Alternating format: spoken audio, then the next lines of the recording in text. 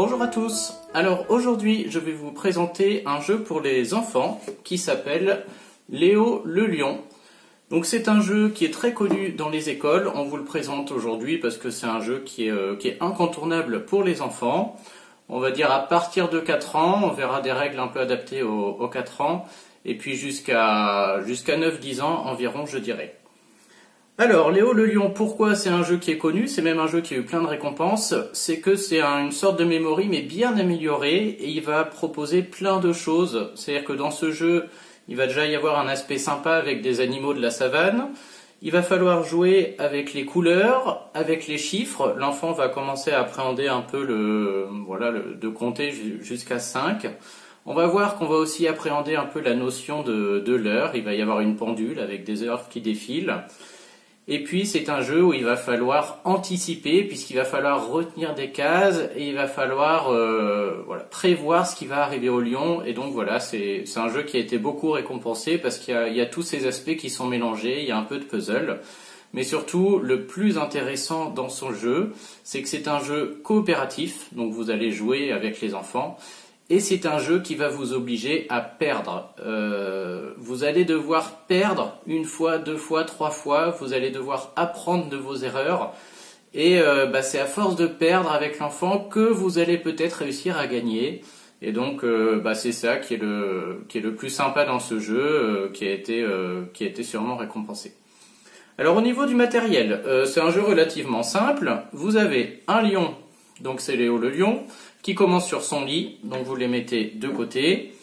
Vous avez un petit puzzle de Léo, donc avec la tête de Léo et sa crinière, puisque le principe du jeu, c'est que Léo va chercher à aller chez le coiffeur qui est représenté par le singe qui est ici. Donc Léo va se lever à 8 heures, vous avez une petite horloge, et il va falloir qu'il réussisse à aller chez le coiffeur avant la fermeture qui est à 20 heures. S'il n'y arrive pas, la crinière de Léo va pousser chaque tour et c'est pour ça qu'on a ce petit puzzle. Donc en plus de ça, au niveau du matériel, vous avez pas mal de cartes comme ceci, avec un recto verso la patte de lion. Donc toutes ces cartes où il y a des chiffres entre 1, 2, 3 et 4, ce sont des cartes déplacement. C'est ces cartes-là que les joueurs vont jouer et qui vont servir à faire avancer le lion au fur et à mesure de la partie. Donc vous voyez qu'elles vont de 1 à 4 et il y a des couleurs, il y a des jaunes, des roses, des bleus, des violets, des rouges. Donc ces cartes-là, c'est ces cartes que les joueurs vont jouer. À ne pas confondre avec les cartes qui sont ici, ça c'est des tuiles jungle. Donc il y a juste 2 cartes à pas confondre, hein. Il y a les tuiles déplacement où il y a la patte de lion au dos. Et on a des tuiles jungle comme ceci, avec des animaux dessus. Donc on peut voir ici par exemple j'ai une tuile jungle avec la lionne et qui est bleue. Là j'ai une tuile jungle avec le rhinocéros. On a le zèbre, les perroquets, les crocodiles. Et enfin, dernier matériel, on a aussi des tuiles jungle avec une pancarte salon de coiffure. Donc voilà au niveau du matériel. Au niveau de la mise en place, c'est assez simple. La première chose à faire, c'est de prendre toutes les tuiles jungle, donc je vous rappelle, c'est celles où il y a les animaux, et l'enfant peut faire un parcours, donc un parcours qui se suit, comme vous voyez, comme j'ai fait sur la table là, hop. Je vais compléter le mien. Donc l'enfant va faire un parcours sur la table tout seul, où il les cache, peu importe l'ordre, et puis il nous fait un petit parcours qui part de Léo le Lion, et qui va jusque chez le singe coiffeur, je crois qu'il s'appelle Bobo en l'occurrence. Donc moi je vais finir mon petit parcours, hop, on va mettre ça ici. Il me manque une tuile coiffeur que je vais garder là. Hop.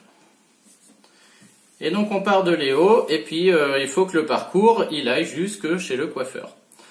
Ensuite, vous placez l'horloge qui est disponible pour tout le monde à côté du jeu en la mettant sur 8 heures. Et vous mettez le petit puzzle de côté qui va vous servir à chaque tour. Dernière chose à faire, alors moi je vous présente d'abord la vraie version et après je vous présente quelques idées pour rendre le jeu un peu plus simple.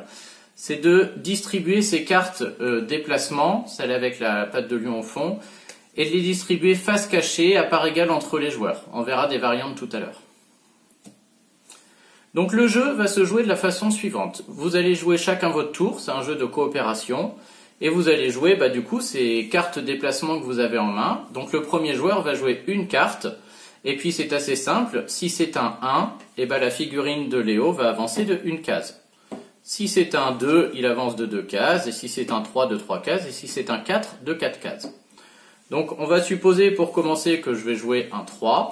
Donc si je joue un 3, Léo avance de 3 cases. Une fois qu'il arrive sur la tuile, on va la retourner. Et il y a 3 situations différentes qui peuvent arriver. La première, si j'ai pas fait de bêtises, est la suivante. Première situation, c'est quand la tuile sur laquelle vous arrivez est un animal qui est de la même couleur que la carte déplacement jouée. Hop. Donc c'est là qu'interviennent les couleurs, et ça va être le but de ce jeu, c'est qu'il faut que je fasse en sorte que Léo se déplace et qu'il tombe sur une tuile de la même couleur que la carte que j'ai jouée. Si vous êtes dans ce cas de figure, c'est-à-dire que j'ai joué un 3 jaune et qu'il arrive sur un animal jaune, dans ce cas-là, il ne se passe rien. Ça veut dire que Léo ne perd pas de temps et il va continuer son chemin. Ça, c'est le premier cas de figure. Deuxième cas de figure, on va repartir au début. On va dire que, hop, je recommence. Qu'est-ce qui se serait passé? Je cherche désespérément un 3 d'une autre couleur. Voilà. Deuxième cas de figure, imaginons que je joue ce 3 rose. Donc je fais 1, 2, 3. J'arrive sur cette tuile. Dans ce cas-là, mon crocodile est jaune et la carte que j'ai jouée est rose. Et c'est le deuxième cas de figure, la couleur est différente. Si la couleur est différente, malheureusement, entre guillemets, j'ai un peu perdu. Ça veut dire que Léo va perdre du temps. Léo va se mettre à discuter avec ce crocodile. Et il va perdre un temps précieux. En l'occurrence, il va perdre le petit chiffre qui est marqué en haut à droite de la tuile jungle autour d'une horloge. Il va perdre 3 heures. Et donc l'enfant, du coup, si j'ai joué du rose et que je tombe sur une tuile de couleur différente, je perds 3 heures.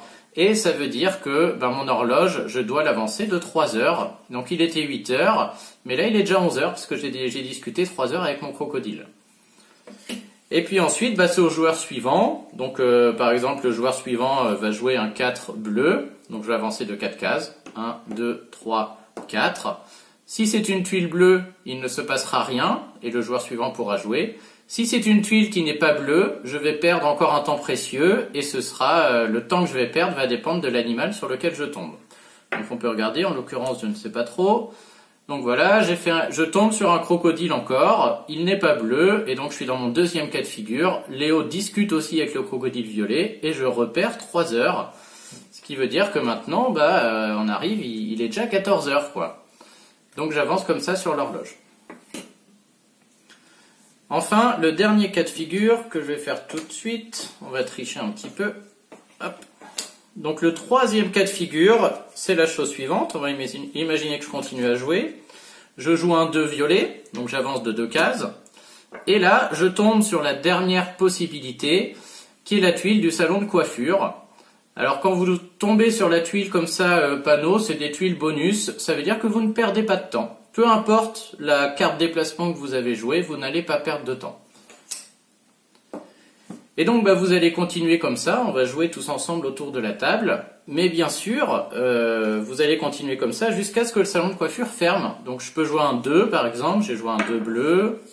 Je tombe, sur la lionne qui elle n'est pas bleue. Léo bien sûr avec les lionnes discute beaucoup plus et donc il va perdre, vous voyez, 5 heures. C'est les pires les lionnes.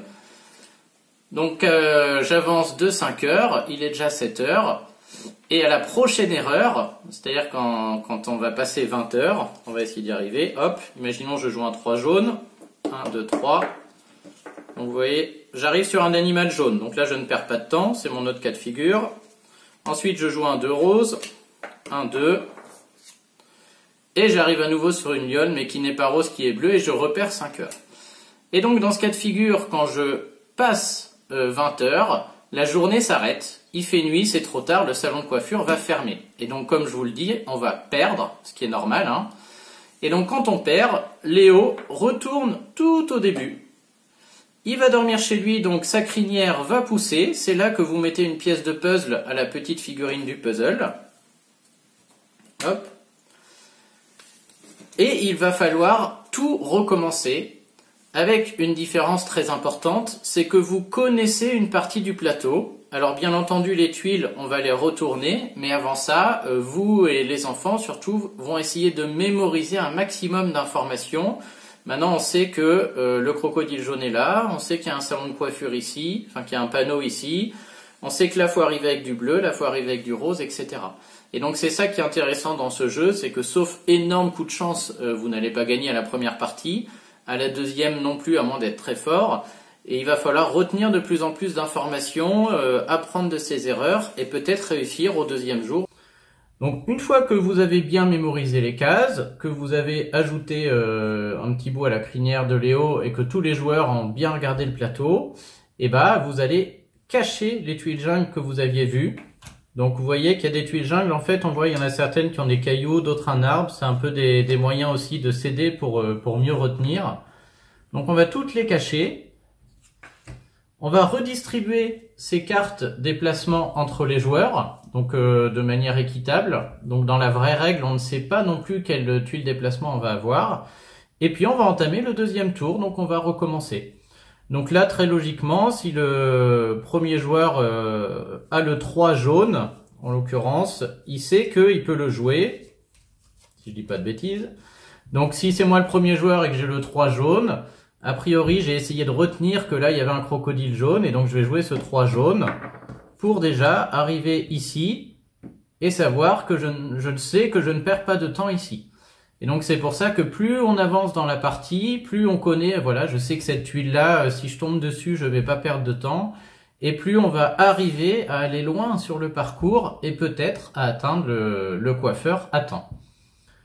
Donc, si vous arrivez au coiffeur, peu importe si vous arrivez avec plus de cases déplacement que nécessaire, dans ces cas-là, vous avez gagné. La défaite arrive si jamais, voilà, imaginons je perds un deuxième jour, je remets une pièce de puzzle, puis je perds un troisième jour, je dois encore en remettre une. Je perds le quatrième jour, donc j'en mets une dernière. Et là, il me reste une dernière chance pour atteindre le coiffeur à temps, sinon on a tous perdu. Donc voilà pour le jeu Léo le Lion. Donc comme je vous le disais, ça fait travailler la mémoire. Il faut perdre pour réussir à gagner.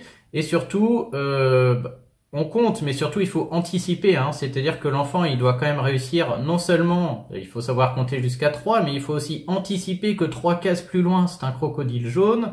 Puis anticiper que X cases plus loin, il faut jouer la carte de la bonne couleur, etc. Donc c'est vraiment un excellent jeu qui plaît beaucoup. On découvre un peu le fonctionnement de l'horloge. Donc voilà, il n'a pas été primé pour rien. Alors petite astuce, si vous jouez avec des enfants qui ont un peu de difficulté ou des enfants un peu plus petits, la première astuce, c'est que au lieu de distribuer ces cartes déplacement à chaque joueur, vous les mettez toutes au milieu de la table. Hop, on les laisse tous au milieu de la table et chaque joueur peut choisir la carte qu'il veut jouer à son tour. Donc ça, déjà au début, je vous conseille de procéder comme ça, c'est beaucoup plus simple. C'est-à-dire que une fois qu'on connaît, voilà, je sais que là, il y a un 3 jaune, je peux prendre le 3 jaune quoi qu'il se passe et réussir à faire toujours un peu le même parcours sans être bloqué par le fait que je ne possède pas une carte déplacement. Donc ça, c'est une première variante. Voilà, au lieu de distribuer les cartes, elles sont en accès libre à tout le monde et ça permet de vérifier que l'enfant ait bien compris. La deuxième variante, pour jouer avec les plus petits, nous notamment à 4-5 ans, on a commencé comme ça les parties. Imaginons, je fais un premier jet, donc Léo vient ici, puis il trouve un zèbre ici, etc. Enfin bref. Imaginons, je suis allé là, et puis je suis arrivé là, et là j'ai perdu, je retourne au lit. Pouf. Pour voilà, la partie de découverte, ou pour jouer avec des plus petits, on a fait un premier tour, donc on a mis hop, un bout de crinière à Léo. Dans ce cas-là, vous pouvez essayer même juste de ne pas cacher les tuiles. C'est juste pour vérifier que l'enfant a compris et de le laisser jouer. Donc vous laissez comme ça, vous faites le deuxième jour et vous allez vite voir si là l'enfant, vous lui laissez le choix dans les cartes déplacement et vous le laissez choisir. Là, si l'enfant a compris le principe, logiquement il va commencer par prendre un 3 jaune pour aller jusque sur le crocodile jaune avec la bonne couleur et ne pas avancer l'horloge. Ensuite, s'il a toujours bien compris, il va prendre un 3 bleu pour faire 1, 2, 3 et arriver sur la bonne couleur avec le bleu et ne pas toucher à l'horloge. Puis il va chercher le 4 rouge, puis le 3 violet et après il va y aller au pif puisqu'après il ne connaît pas encore le chemin. Donc sur les 2-3 premières parties, c'est un bon moyen de vérifier qu'il a compris le fonctionnement et pour lui un peu d'appréhender voilà comment ça marche, etc. Donc voilà, c'est tout ce que j'ai à dire sur Léo le lion. On peut jouer, je ne me rappelle plus du nombre de joueurs, mais hop, je pense qu'on peut jouer jusqu'à beaucoup, hein. On a joué à 2 ou à 3. On peut même jouer à 4 joueurs. Il dit jusqu'à 5 joueurs. Donc on peut jouer jusqu'à 5 joueurs. À mon avis, on peut même jouer à plus parce que c'est un jeu coopératif. Donc vous pouvez faire des équipes de 2, etc. C'est des jeux qu'on retrouve dans les écoles qui sont un peu incontournables. Voilà, j'espère que ce test vous a plu. S'il y a des questions sur le jeu, si vous voulez les règles, vous avez le lien vers l'article en commentaire. Et puis, n'hésitez pas à poser vos questions s'il y en a. Je vous dis à très bientôt pour la prochaine vidéo. À bientôt.